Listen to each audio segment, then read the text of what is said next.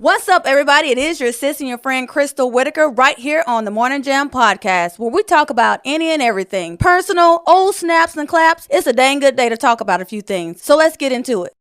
What's up, everybody? It is your sis and your friend Crystal Whitaker right here on the Morning Jam podcast. And I am super excited to have my super guest with me on today, comedian Stephon Smith. You guys, the one and only. What's up? What's up?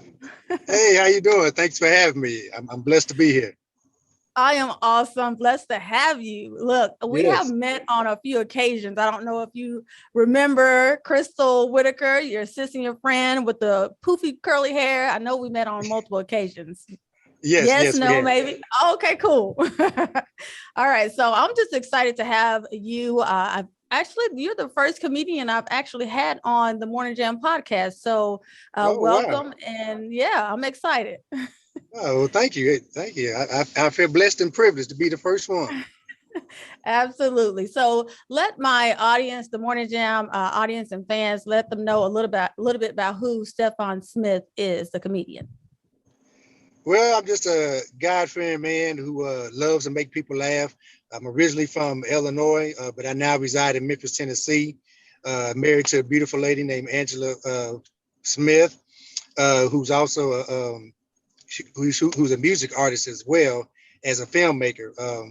I'm basically just a guy, like I said, that loves to make people laugh, love to have fun. I consider this a ministry for me, doing what I do, because especially what's going on these days, it's good for people just to laugh, and enjoy your life. So I'm just that type Absolutely. of person that loves to have fun, loves to have a good time. I believe that you still can um, be saved and have a relationship with God and still laugh and enjoy yourself. You don't have to be all tight, stuck up, things like that. So that's the type of person I am. That's just who I am. Like I said, I live here in Memphis, Tennessee. Do this full time for a living. Travel all over the country, hosting shows, performing, doing what I do, at attending award shows. Been nominated for various awards throughout the years. I've been nominated for 4 awards so far this year. Just found out 2 days ago another one I was nominated for that I posted up on my page about. So And God's been that's the opening a hip lot of hop, doors. right? Is that the Pardon hip me. hop award? Is that the hip hop? Well, that one, but it's the one here in Memphis that I just found out I was nominated for, called the Got you. Lovely Lisa TV Awards. Okay. I'm nominated for Industry Host of the Year, and that's coming in Nice. April. So I've been blessed to be able to, just be recognized for doing what I do. It's not about Hmm. the awards for me, but I'm blessed to be recognized with other people in the industry, as well as celebrities. I've been nominated in categories with a lot of celebrity comedians as well. And that's been a blessing when people can recognize your name from all over the country doing what you do and doing it, in a clean and fun way. Absolutely. So that's the blessing right there. That is a blessing. I'm super excited for you. Love to see my Yes, brothers thank you. out here doing the thing and like working. They're, just doing what they love to do. And you loving to make people laugh. And I love to laugh. I know I've seen you perform before and I laughed and had a great time. I love your entryway, your intro of how you come out dancing and doing your thing. I just love that. So where do you get your dance moves from? Oh man, well, got dance moves. It's just stuff that I know and seen. I try to mix in a little bit of church and not church, sort of say, without going Absolutely. too Yeah. far with it. You know what I mean? And Absolutely. Yeah. it just always been in me. I love to dance and have a good time. So I try to uh, mix that in when I come out, because I try to get everybody hype and going. I try to play a good song that everybody kind of knows. They can kind of get in tune with and want to jam a little bit. So and people want to dance and have fun. So I try to Yeah. mix that in when I come out and get them going. That's how I usually try to start my sets or my shows, is to get them going high and get them dancing a little bit. Because once you get them dancing and get them comfortable, and get people Yeah. going, then it makes the show a lot easier because they're ready to have fun and have a good time. Nobody wants a boring entrance. You know what I mean? Absolutely. Yeah. Just call Yeah. your name and you just walk out there and don't. It ain't got Hey, nothing. y'all. Right? And I've actually had people that introduced me and didn't play no music or anything. And I had to go back and play it off and introduce myself and tell them to play something. You know what I mean? And Oh, just wow. and kind of do it that way. And people loved it because they actually thought it was part of the show, but it really wasn't. I just made that up on the fly. So I've done that a few times. So, but you know, I love to have fun. I love to dance and have fun. So, and that's what I like to do. That's one of my number one things that I haven't gotten to had a chance to do since I've been here to Georgia, was to find my what is it, the hip hop Zumba class, because I love to dance too. Right. And when I sing your intro, I was like, yeah, get it, Stephon. Get it. So yes, that's like one of those love things that I love to do, love things that I love. That makes sense. But anyway, so that I love to do is that's dance. So I don't know how good I am, but you know, it's one thing that I love to get my cardio on, and that's one thing that I do is just dance. So so let's take it back just a little bit to know where all of this began, on how you became a comedian. Was it at a very young age? Who really motivated you to just say, hey, you need to become a comedian because you're super funny? Where did it all begin? Well, I've always been like a class clown, silly person growing up, which got me in trouble sometimes, but you know, in school and in church. So, you know, and I always was a crazy person, but in a fun way. And like I said, sometimes it got me in trouble, you know, and it was cool. Mm-hmm. You know, it is what it is. But how I actually got started in comedy, I got started 20 years ago. This past January was my 20-year comedy anniversary. Wow, congratulations. Actually, how I got started, thank you. Actually, how I got started, I was doing professional modeling first. And I got cast to do a play where I got started doing acting. And there's a BT comedian who was on Jeff Jam back in the day. She lives here in Memphis now, from Memphis. Her name is Irma Johnson. She cast me in her stage play, and I was really silly in her stage play. And she was like, man, Stephon, you're a natural. You're naturally funny. She said, well, would you be interested in learning how to do comedy? Because I could teach you, because you're naturally funny and I think you do good. And you know me, I love a challenge. And I was like, I said, yeah, I said, I might as well, you know, try something since I'm being silly with it anyway. And she taught me the ins and outs of the comedy game, introduced me to a guy who let me start hosting shows, told me how to work on my stage presence and work different crowds. And I just started doing it from there. And ever since then, I'm still going, been winning a lot of awards all over the country, been nominated even with her in the same categories and awards, and won with her. And she just mentored me and just blessed me and gave me that opportunity, you know, to showcase my talent, you know. And I tell everybody, if it wasn't for her, I wouldn't be where I'm at, because she took the time to give me the chance and the opportunity to work on my skills and just say, you know, this is what you need to do, you know, to do with the comedy. And I didn't always start off with clean comedy either. You know, I transitioned over to that over, you know, the last 10 years or so, to where I just do, you know, just straight clean comedy. Now I do shows for secular people, but I still know how to keep it clean and have fun with it at the same time. So I don't limit myself to just church people, you know, but I get a lot of churches that book me based on the fact of the type of comedy that I do. Right, and, because you keep it clean. That's cool. Right, so that's how I got started with that, with her doing that. I've been blessed to do a lot of TV shows, perform at a lot of award shows, different things like that. I've done BET back in the day. So, you know, God has been blessing me to do a lot of things. So she's giving me that opportunity. So shout out to my mentor and my mama in comedy, Irma Johnson. So that's how I got started with comedy, doing that, based off the fact that I was doing stage plays with her. And she opened the door and gave me the opportunity and taught me the game. And here I am 20 years later, still going strong, still, you know, doing my thing. So it's been a blessing. Thank you, Mama Johnson. Thank you. Shout out to you. Yes. So, Stephon, you mentioned the challenges. So what was some of the challenges that you had to face in this industry, you know, that's going on now 20 years?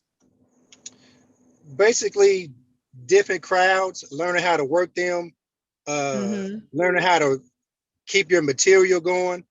Because sometimes you can run into crowds of people that act like they don't want to laugh, they want to be stuck up, they don't like certain subjects that you talk about.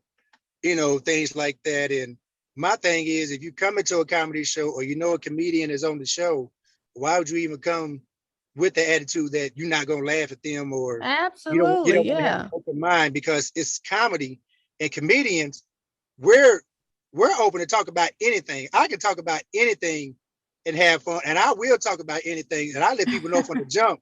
Look, I'm ignorant. I'm crazy. I'm edgy a little bit.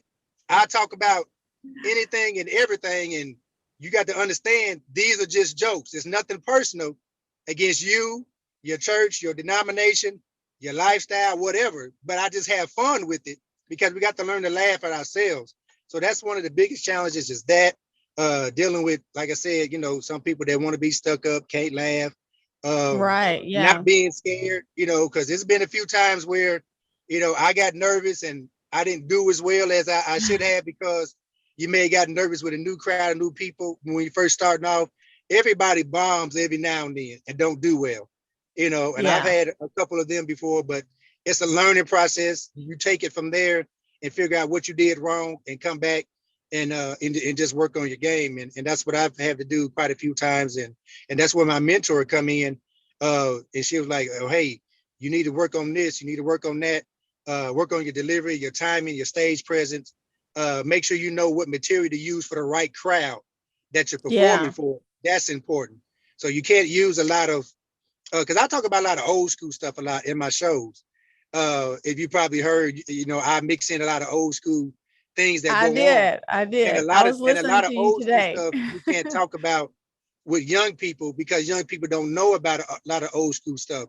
So I have to kind of know to talk about younger generation stuff with the younger generation crowd, because they would get it, and a lot of older people can't relate to a lot of younger generation stuff because Right, right. they don't get into that. So I had to learn over the years to know which material to use for which crowd. So now I've mastered it to where I got material for in any type of crowd, whether it's for kids, young people, older adults, churches, people that love R&B, people that love hip hop. I have material for everybody now. So I just had to learn, work that. And that's a challenge in itself, to be able to work different types of crowds and not have to be raw with it, so that was some challenges that I learned, that I had to do, throughout the years. And I've got that down pretty good now. Yeah, I know. For me, I believe I've seen you also in Little Rock. I'm actually from Arkansas, Uh-huh. originally, and I've seen you in Little Rock perform before. And me and my sisters sung at the same event that you were at. And I remember Okay. even like in singing for me, or you mentioned being in front of different crowds.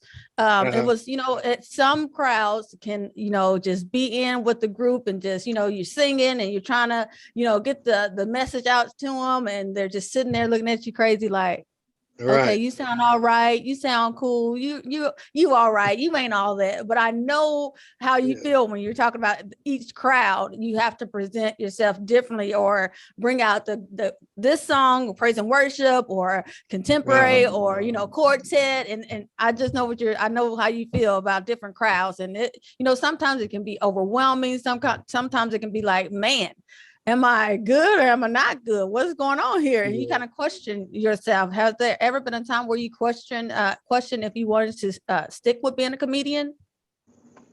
Uh, Not really. I never really just questioned myself. I just tried to figure out what I needed to do to improve my performance, or figure out, okay, well, what material will work with these types of crowds, because I don't Yeah, ever let yeah. no types of crowds discourage me, because I make up stuff on the fly. I start checking folks, you know, I start checking folks in a minute, and they kind of, they loosen up then when you start messing with people in a good way. They Right. start loosening up, because they'll be like, man, I'm gonna start laughing because I don't want him messing with me, So Absolutely. Yeah. I had to figure out a way to, to kind of get people, if I kind of see them being stiff a little bit, I just started messing with them, in a good way, and I let people know from the Yeah. beginning, if I say something to you, don't take it personal. That's just my way of having fun with people, because I want people to loosen up and enjoy themselves and be able to laugh at themselves. But I never really just questioned if I should do it. Now, it's been times where I felt that I might have wanted to quit doing comedy, maybe because I didn't feel I was getting enough shows. I wasn't getting booked, and I feel like I may have been getting overbooked where other people was getting booked for shows, that I felt I should have been doing because of the experience that I got, but they overlooked me and want to get their people that they're clicked up with, so it's been times where I felt like that and be like, well, man, why they getting their clicks and getting their friends and don't want to book me, and they know they need somebody like me that's going to help make the show, but you rather get somebody cheap that can't really make people laugh because you're trying to save money. Absolutely. Because you're trying to be clicked up with people. And I don't do that. I don't do clicks. So it's been times I felt that way, but I'm like, no, I'm gonna keep pushing because I got a lot of people that love what I do, and I got a wife that support me 100%. So I just kept on pushing, and I just don't let that get to me, anymore as far as that, because it is a crazy industry where a lot of comedians are clicked up with each other, and they only hook each other up with the same shows, and it'd be the same people on the same shows all the time, and a lot of people will eventually get tired of that. So I don't do clicks. I do my own thing. I let God bless me whatever He blesses me with, and I just I just keep it moving from there. That's awesome. I love that you said that your wife is your one of your biggest supporters that stand behind you from the very beginning that we met. I love that. I love that. So what motivates you now to continue to be a comedian? Just having the passion for doing what I love. That motivates me, and the fact that seeing these nominations and things like that lets me know that people appreciate what I'm doing. So because people don't have to nominate you for anything. They don't have to recognize you for doing anything.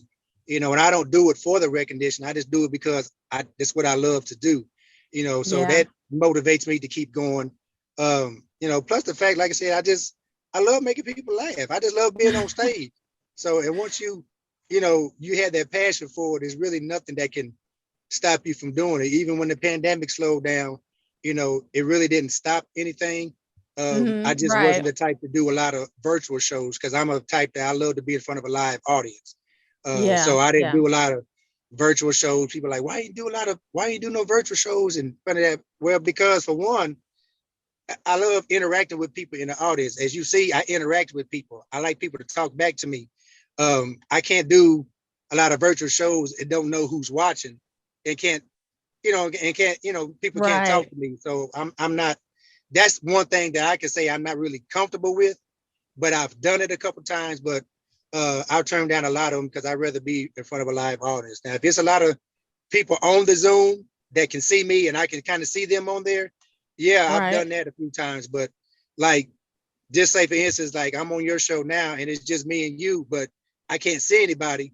It really wouldn't work for me performing because I can't see or talk with anybody and they can't talk back with me. I don't know who's laughing, who's not, Right. So, I can see where that could be hard. I can see where that could be a little bit challenging. So I just kind of keep it, at a live audience, and I'm not, I wasn't in a hurry to try to rush the thing with the pandemic to get a live audience. I just kind of let things flow how it was. I did a few shows, here and there, but everything's picking back up now. So, I mean, I've been blessed. So everything that kind of got pushed back with the pandemic, everything is coming back around again. So with the same shows that I was booked, they got pushed back because I lost almost 100 shows that year at the pandemic. Wow. But the blessed thing about it is that I had a deposit from all of them, so that was a good thing. But they pushed it back to the following year and this year, so all those are coming back around. So I've been blessed, so I'm good. So I had some other things to fall back on, other business ventures that I do. So I wasn't really hurting for any shows or anything like that. Good. Got to still be a sustainer. Absolutely. I totally agree with you about, always keeping something on that back burner for when times like these, like in the pandemic, we can lean back on. So Stephon, I am so grateful to have you on. It's been a blessing to have you on here on the Morning Jam podcast.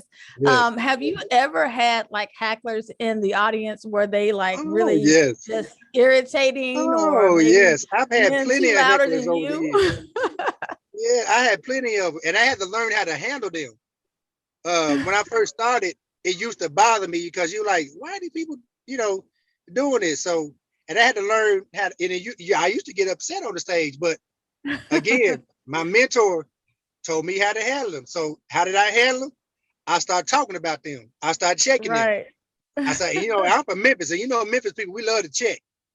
So, and that's Absolutely. how I started handling hackers. When they started messing with me, I started messing with them and checking them, and they eventually left me alone.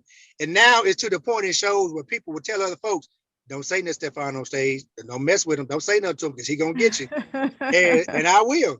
So I let them know from the beginning. All right, let me, and I give people warnings. If I hear them heckling me, I'm like, all right, that's your first warning. I give them 3 warnings. After that 3rd warning, that show turns into all about them. Oh, so you give them at least 3 times? I just would give them at least 3 time. times. Because I say something to them the first time, kind of get you to back up a little bit. I'd be like, all right. I give them a quick little check. I say, all right, chill out. That's your first warning. You got 2 more. Right. If they get slick and want to say something else, all right, that's 2. And if people start laughing, because they already know when that 3rd one comes, it's on. And some people want to test me. And I turn around, I say, look, and I just started checking them, make that show all about them. And they'll leave me alone. Because when people start laughing at them, they'll stop. They'll stop. So once you turn around and make the show about people that's messing with you, they'll get off of you. So I've learned how to handle them, over the years, doing that. So like I said, to the point, they don't say nothing to me no more. They just let me do my thing. They just enjoy the show. Because I talk about anybody and everybody, so it don't matter to me. Like Kevin Hart used to say, ain't nobody safe. Right. Nobody's safe. So what would you say to some young girl or young boy right now that's wanting to become a comedian, that's out there really just starting and trying to get into the industry like you are, making it a 9-to-5 job? Just work on your craft. Just work on your craft. Get on as many stages as possible, open mics, whatever, to work on your material and just learn how to work different crowds. Don't get discouraged, because you're going to get some people that's, you may not be that funny at first, or some people may not get you, but your stage presence and your delivery is everything. I just tell people, just work on your craft. Just keep it going. If it's something that you love to do, keep moving. Don't get discouraged. Get on the stage, work on it, because that's the only way you're going to get better is performing. That's the only way you're going to get better. And you also practice at home. Go over your material at home, how you would do it on stage.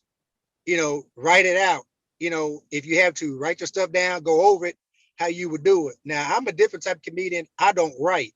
I write everything in my head, and I kind of go over in my head how I want to present it on stage, and then I try it on stage, and depending on how I go on stage, I figure out how to tweak it and make it even better the next time I do it. Because I got certain jokes that I can do that I can say 3 or 4 different ways, depending on the crowd, depending on if I had musicians.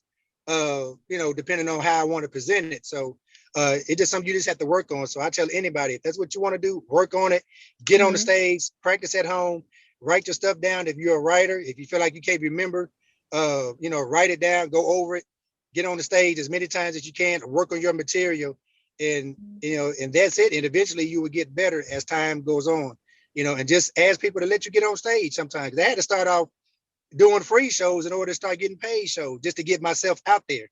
You can't be afraid just to start getting yourself out there. You can't start off saying you need to pay me and don't nobody know you. You have to, it's a process. I started off doing free shows for a whole year just to get my name out there. And then once I started, charging, I started off small and then worked my way up as I got better and got more in demand. Then you can kind of raise your prices up. Right. And over 20 years, I've been able to be blessed to charge the fees that I can charge now, with that, because my name is known. People know how good I am. I can be a host. I can be a featured act. I can be a headliner. I can be an opening act. I can be an opening act. I can be a featured act. I can be a headliner. I can do any of those 3, or I can host the show. So I'll be able to work my way up to doing all of those now. And I can be on stage from 10 minutes, 15 minutes, 30 minutes. I can do an hour. I've done an hour and a half before on stage and didn't even know it. So, but I got plenty of material. So I recently did a show a few weeks ago Well, I was on there for an hour, and that wasn't even everything that I've done. My wife was like, she kind of gave me the look like, you've been up there an hour now. And I'm like, so I went ahead and cut it off because I still She had wanted to stuff go that I ahead and could have pull did. that coattail. Right. So I had stuff that I still could have did for a whole nother hour that I never even talked about. So, it just comes with being, getting your experience over the years and, just, doing what you're doing. So, but my main encouragement is just get on stage, do what you do, and just work on your craft. That's it. Yeah. Yeah. I encourage everybody to do whatever they're doing, just to enjoy what you're doing, have fun with it, and just really be creative. I know you talked about writing your material in your head, having it there. So how long does it take to, to work out a joke?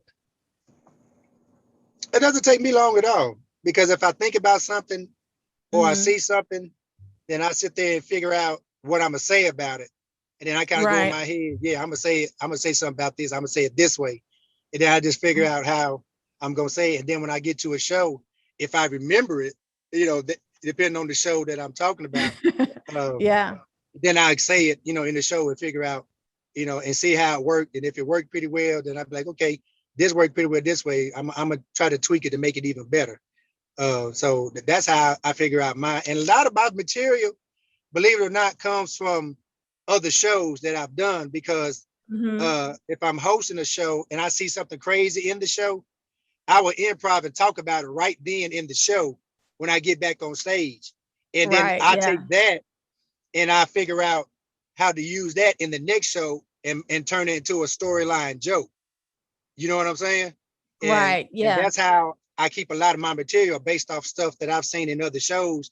I take that and I figure out how to turn that into a joke when I do my next performance. I'd be like, well, yeah, I was at this show and this one lady came up and did this and did that. And that's how I turn a lot of my stuff in based off stuff that I've seen in other shows. And I just run it together from there and then put it together with other stuff that I'm already going to talk about. So that's how I do a lot of my stuff.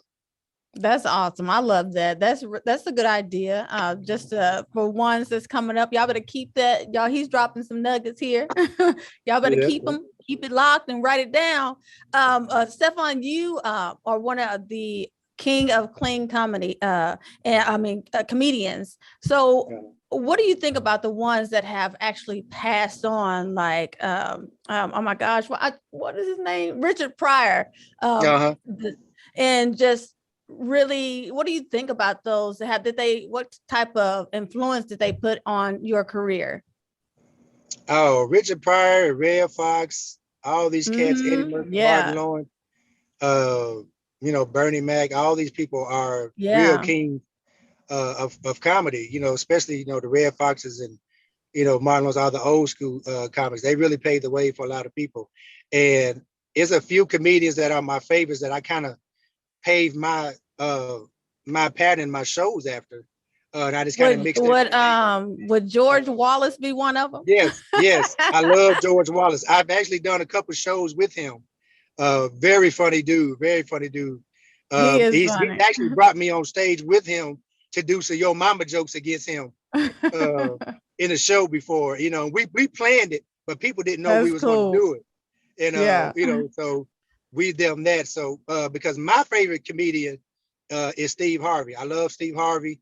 I love Ricky Smiley. I like D.L. Eddie Murphy. Yeah, I love Eddie Murphy. I love the old school. I love them. I love Arnez J. I love them cats because I mix a lot of those people in my shows. They call me the Steve Harvey of clean comedy because I'm edgy and I love to dress up and I wear suits a lot in my shows. I mix in a little Ricky Smiley because they say I'm silly, like that. I just do silly stuff on stage.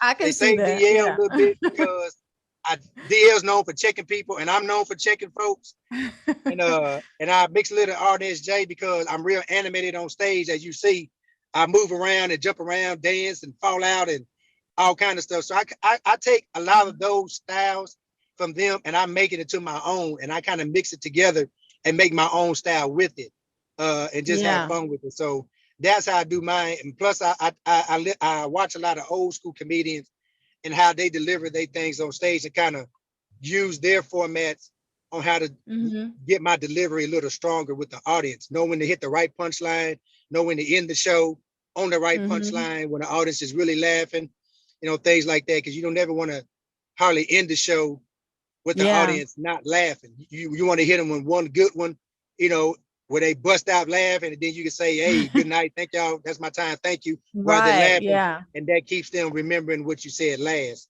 But I'm also the type that I try to give words of encouragement and nuggets while I'm on the stage as well.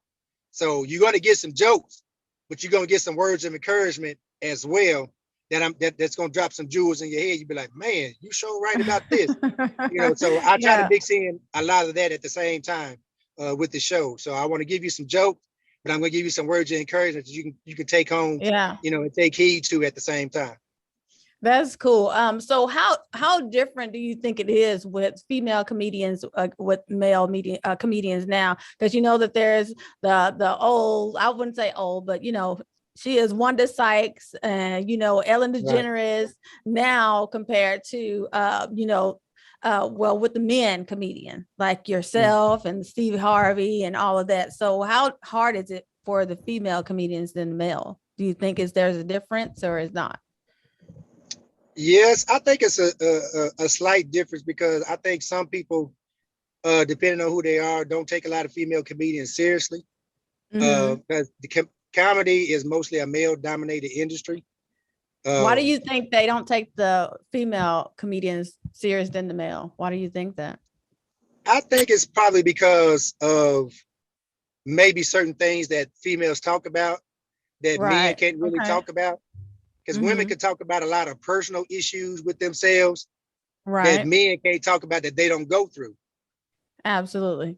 So I can see that. And then you may get some people that don't want to hear about a lot of the female personal issues, that go on. You know what I'm saying? So but it's a lot of females that are killing the game, that are funny. That are funny. And I've worked with a lot of them, that are really funny. And I work with anybody. If you're funny and we're cool, I don't care whether you're a guy or female, let's rock the show together. So that's cool. That's how I am. But I think some females get a bad rep, but there's a lot of females coming out now that that are killing the game, and that they're going to make you take them seriously about what they're doing with the comedy. So, and just like the males, they have to pick and choose their material as well. Because a lot of people don't want to hear females talk about how good they are sexually and all that kind of stuff.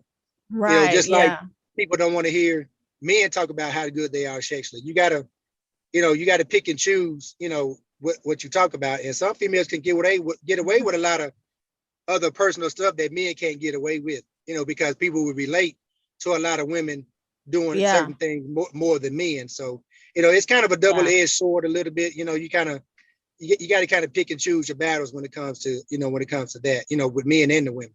I agree. And what's the young lady's name? I don't know why her name slipped out of my mind, but that was with Common. Oh my Tiffany gosh, Haddish. what was her name? Yeah, Tiffany Haddish. I think she just really picked up and just shot off with her acting and being a comedian as well. And she's been around a long time. She actually started off doing a TV show called Who Got Jokes from Bill Bellamy a long time ago. See, I didn't even know that. I didn't know that at all. That's where she first got started doing her shows, because she was on TV. He had a show that was a comedy competition on TV for up and coming comedians called Who Got Jokes, and it was a competition, and that's where she first started doing a lot of stuff at, and she kind of got known from there because she won a couple of times on the show. And then she ended up getting on BET and all that. And then later on down the line, she got, to her acting and being pushed. She was just at the right time, right place at the right time for people to push her and put her out there, but a lot of people started off doing stuff way back in the day that people don't know about. If they, kind of read up on their history. So that's how her and a lot of other comedians came out and got started, doing that show. And then Comic View, of course, came out, because Comic View used to be a competition. Comic View used to be a competition. Really? Yeah, there used I to didn't be a know that. comedy competition back in the day. They used to have 3 judges that judged the comedians that came out, and they picked who they thought was the best at the end of the show. So, Wow, but I that didn't kind of know getting that. changed to where it just started being just the comedians, and it wasn't a competition anymore. So, but you know, a lot of people just have to do their research. You will see how a lot of these Yeah, shows started off, and then you had Rodney Perry come out with his TV show, um, in Atlanta that was coming on off the Bounce TV. chain. Yeah, Off the Chain. So G Wade, so he's giving me the answers to give to you. yeah, so you had different things like that. So there's a lot of different platforms that was given, to different comedians. So Okay, people just got to stay on that's their cool. grind. Mhm. Well, I definitely can speak for a lot of us that we appreciate you guys that's out here making us laugh and cry at home on the couch and just really just make our stomachs hurt real bad. Yeah. Because I love to laugh too. I love to have fun. I love to, enjoy great shows. So what's next for Stephon Smith? What's next for you? Well, I have a event coming up this weekend here in Memphis called the Memphis Hip Hop Awards. I'll be hosting again. This will be the 3rd year in a row I'm hosting that. Last year they surprised me with the Living Legend Award that I Well, didn't know that awesome. I was going to get. It made me tear up a little bit because I wasn't expecting it. You know what I mean? He's on stage crying. What y'all do this Man, for? I literally did because I wasn't expecting that. I'm out giving awards to everybody else, and they end up surprising me with one. Right. Yeah. So that was a blessing. So I'm getting ready to do that. Um, I got a live DVD that I'm getting ready to do pretty soon. It's called #ShareTheLast that you probably see me Okay. put on my page a lot. Not So yes. that's going to be the name of my new DVD coming out because I want everybody to learn how to just share the laughs with each other. So I'm going to be doing that pretty soon. I'll let you know about that. That's going to be a free event for everybody to come out. I'm just working on the location right now. So I got that coming up later on this year. Of course, my own award show, the Showtime Entertainment Gospel Music Awards. It's going to be in a new city this year. It won't be in Memphis this year. It's going to be in a new city. I will be announcing that pretty soon.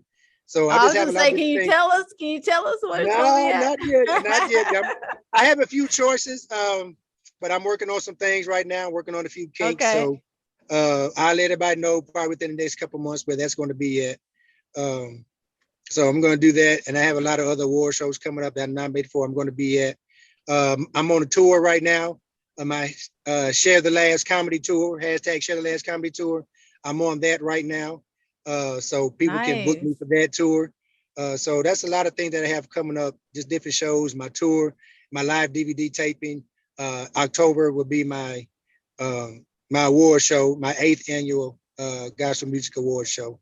So that's coming up. So other than that, just booked for a lot of shows to perform, especially on my tour. So if anybody want to book me on my tour, they can hit me up. We can bring it to your city. It doesn't have to be a church venue. It can be whatever venue you want. It's going to be just a good, clean, fun comedy show. So that's Awesome. how I do that. Full of good music, me dancing, being silly, as you say with my intro. So I got a Yeah. couple different intros depending on if they book it at a church or if they book it at a different venue. I have a couple different dancing intros that I can do to kick it off. So, and I believe everybody will love and they enjoy the show. So just nonstop laughter from the beginning to the end. I guarantee you. Listen, I'm sitting here smiling at you. Just imagine, just even thinking about the dance moves that you were doing, and my cheeks are hurting, like for real. So I Yeah. appreciate you, Stephon, for coming on. Let the people know where they can connect with you and book you, Right. and just talk with you, even send you some words of encouragement. Okay. And also, let me say this before I forget. I do have a Okay. current DVD out called Laughter is Good for the Soul that's been out a few years now. That's still doing pretty good. My new one is going to be the same name as my tour, #ShareTheLast. So that DVD Okay. will be out when I film my DVD special. That's going to be my new DVD as well. So just get ready for that. But they can find me on all social media sites under comedian Stephon Smith, Facebook, Twitter, Instagram. They can find me on that. Also, you could follow me on Instagram under the Stephon Smith TV show because I have my own TV show and radio show as well that I'm starting back up within a couple months this spring as well. So Awesome. anything comedian Stephon Smith, you can find me on. You can find me on there. If you want to book me, they can inbox me or they can email me, comedianstephonsmith@gmail.com, or they can call me or text me. My number is wide open, 901-273-4039, 901-273-4039. Or again, they can email me, comedianstephonsmith@gmail.com, or they can go to my website, comedianstephonsmith.com. And book me through my website. They can also go on there to my online store and order products that I have on there. I have t-shirts, I have DVDs, I have posters, I have different things on my website that people can order, different things like that. So I'm very easy to reach. So again, if they want to book me, they can call 901-273-4039, or they can send a text or email comedianstephonsmith@gmail.com or my website, comedianstephonsmith.com. Awesome. Thank you so much, Stephon, for coming on. It's been a pleasure. Yes. I am so honored to have you. I cannot wait to catch up with you later on what you're going to be doing. So you be blessed. And you guys right here again with your sister, your friend, Crystal Whitaker on the Morning Jam podcast. And we are out of here. Thank you, guys. Peace and blessings. All right, be blessed. Shout out to the Morning Jam podcast. If you enjoyed this podcast, tune in each week on thinkingoutloudnetwork.com. Be sure to subscribe, hit that notification bell, and share with your friends and family. Until next time, peace.